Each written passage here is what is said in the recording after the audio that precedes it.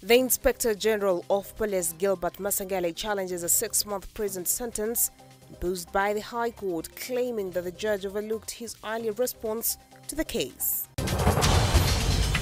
Members of Parliament demand answers from Interior Cabinet Secretary Kithure Kindiki regarding the whereabouts of abducted MCA from Ojia and the missing Kitengela trio.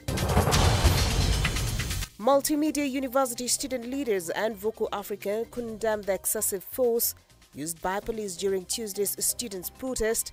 They're calling for immediate arrest of officers involved in the brutality. Welcome to the program. And the Inspector General of Police, Gilbert Masangale, has filed an appeal against a 6-month prison sentence imposed him by the High Court. In his appeal, Masangale argues that the judge has made several errors in the proceedings. Masangale contends that the judge failed to consider his earlier response to the case and that he was sentenced for contempt of a court without proper notice. He also criticizes the judge for acting without jurisdiction and showing bias in his analysis of the evidence. The IGP's appeal highlights concerns about the fairness and impartiality of the judicial process in this case.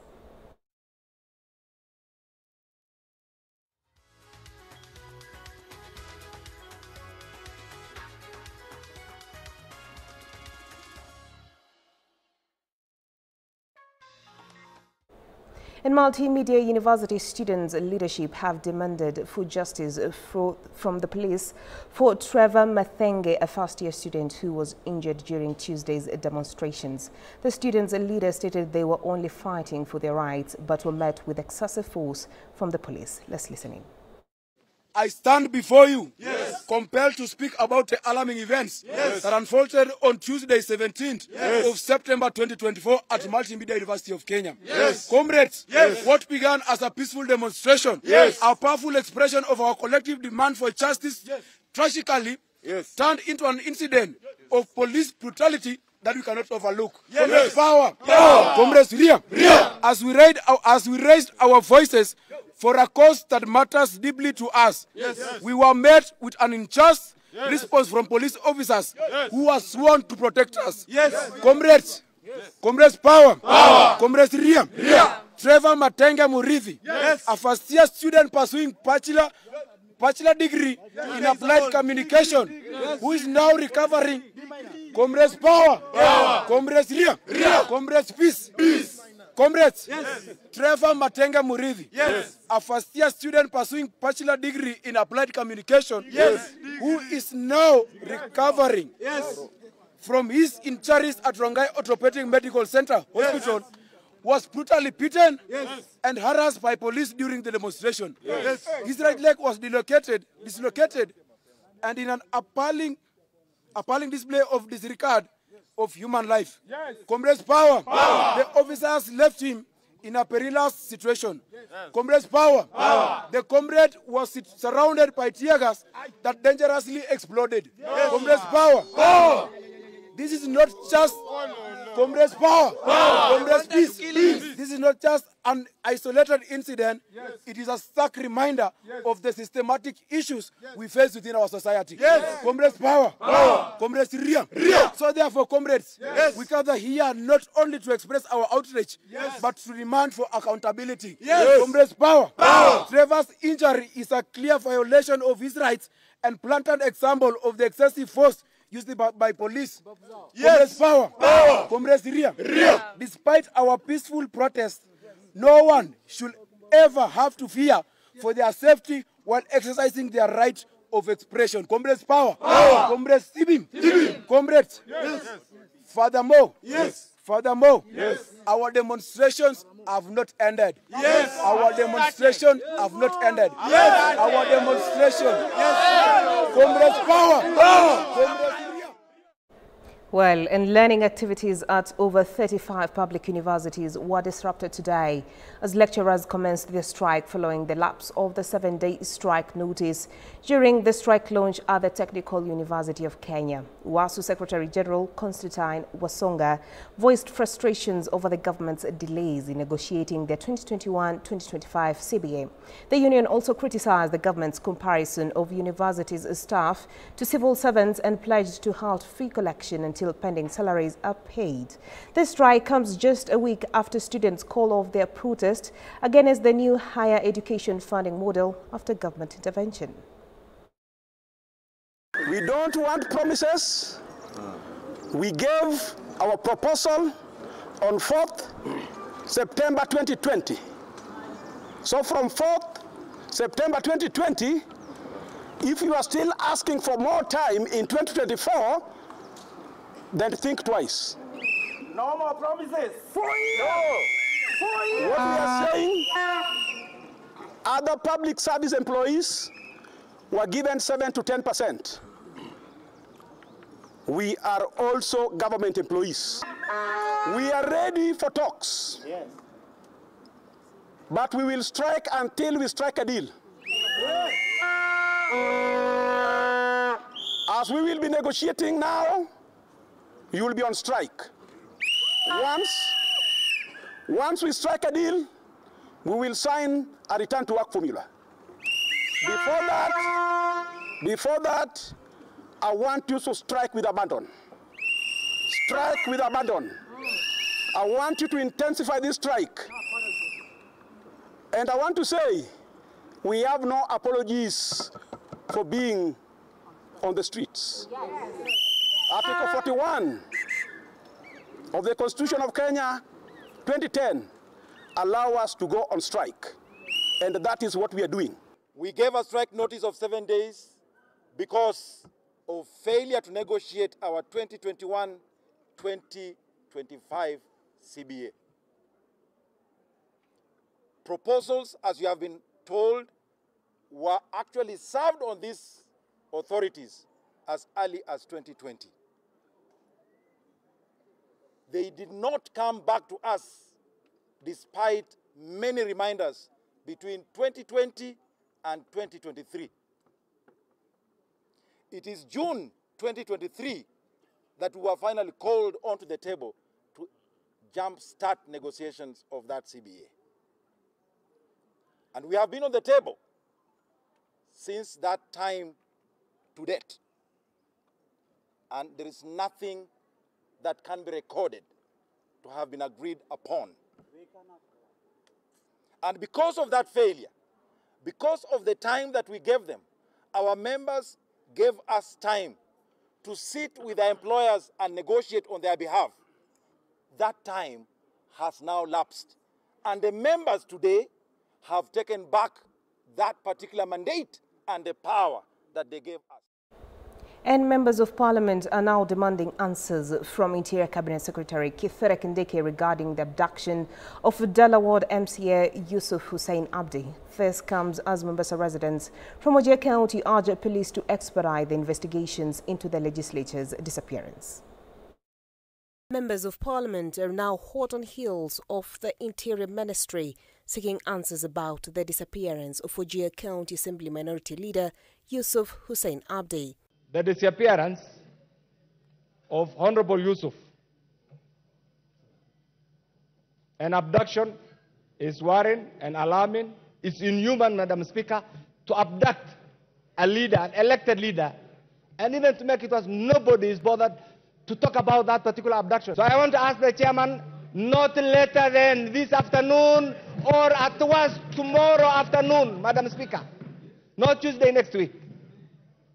You can have the answer either this afternoon or tomorrow afternoon. The gravity of this matter and how it goes, apart from us requesting for a statement, I would personally would like to request you, Honorable Speaker, to request the Minister for Interior to come to this House and explain where this elected leader is. The MCA has been missing for 4 days after armed individuals abducted him in Nairobi last Friday night on Enterprise Road while he was heading home to Pangani from South Sea.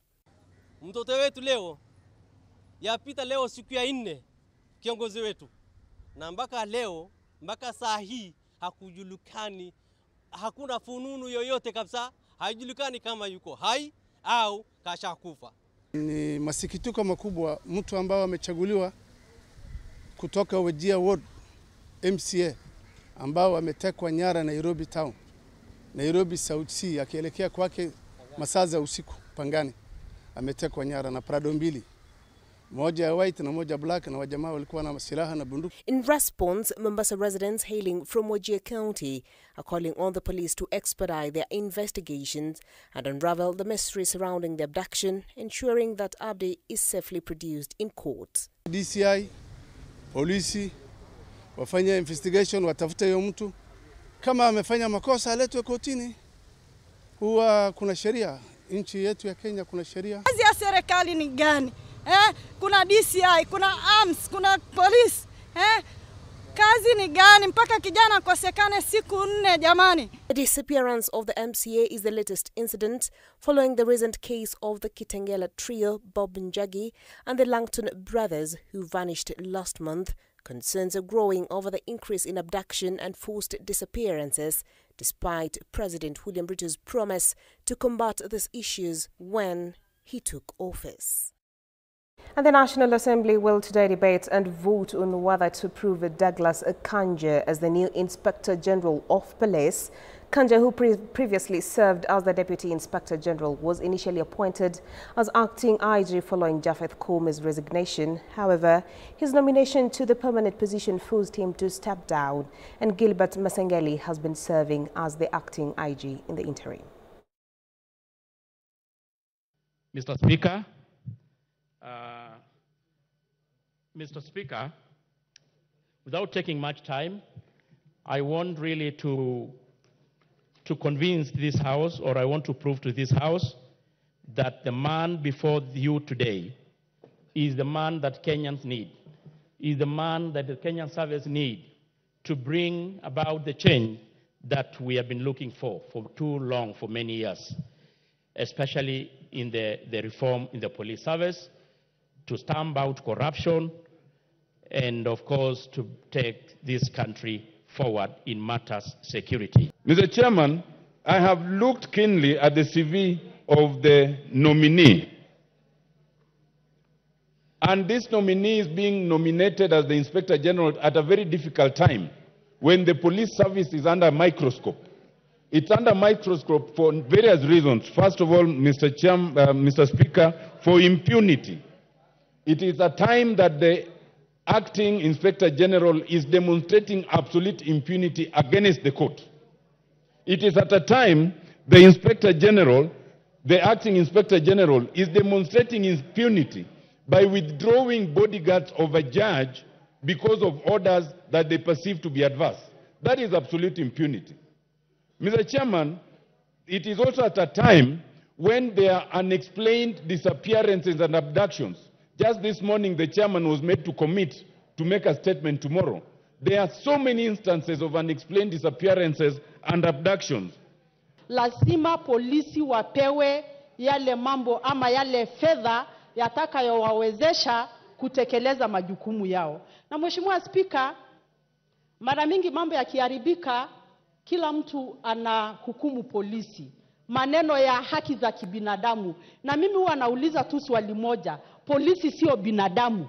Polisi hana haki. We also need to relook at past laws, decrees and regulations that have been made. Mr. Speaker, the honorable members that you see in this house have their hands tied.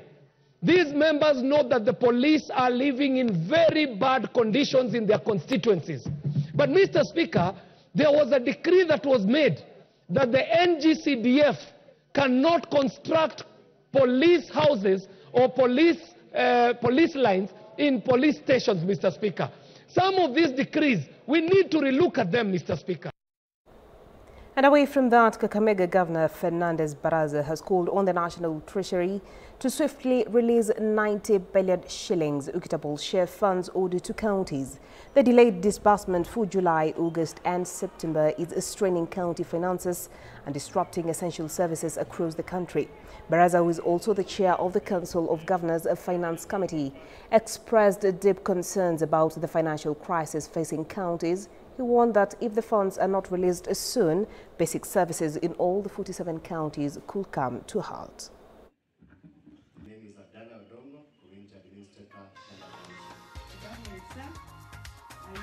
Mimi kama mwenyekiti wa kamati ya fedha, mipango na uchumi from the COG, Council of Governors, ningependa kuomba Mheshimiwa ambaye ni CPA Mbadi, waziri wa National Treasury, ya kwamba tangu mwezi wa 7, mwezi wa 8 na sasa ni mwezi wa 9 hatujapata pesa kutoka kwa national government. Contractors wetu wanaumia, hawajalipwa, suppliers wetu wanaumia, hawajalipwa. Hata tuko na majukumu mengi ambayo imeathirika because of lack of funds. So I want to urge the National Treasury to expedite the release of 90 billion Kenya shillings ili serikali za ugatuzi ziweze kufanyia wananchi kazi. While you're watching K24 News Canada at this point, we take a short breather and we'll be back with more stories. Stay tuned for that.